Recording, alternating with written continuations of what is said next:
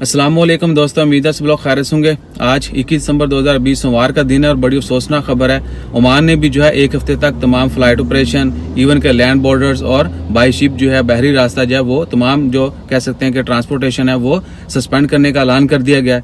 और by road, by air या by ship सिर्फ कार्गो शिप्स जो हैं उनको अलाउ होगा, बाकी तमाम जो है वो सस्पेंड रहेगा एक हफ्ते तक। 22 दिसंबर आज रात मंगल की रात जो है यानी रात को 1 बजे से लेके अगले एक हफ्ते तक जो है तमाम प्रोसेस जो है वो सस्पेंड रहेगा। कोई जो पैसेंजर फ्लाइट है वो स्केड्यूल नहीं होगी, बाई शिप जो है सफ़र नहीं होगा, बाई लैंड जो है वो भी सफ़र नहीं होगा। सिर्फ कार्गो जो है प्लेन्स, कार्गो शिप्स या कार्गो कह सकते हैं ट्रांसपोर्टेशन ट्रक वगैरह वो जो है उनको अलाउ होगा, बाकी इसके अलावा कोई ऑपरेशन नहीं होगा। और दुआ करें कि जल्द जो है हालात बेहतर हों और मज़ीद किसी कह सकते हैं कि मुश्किल से जो है हमें ना गुजरना पड़े। अपना ख्याल रखिएगा, दुआओं में याद रखिएगा। जज़ाकल्लाह, अल्लाह हाफिज़।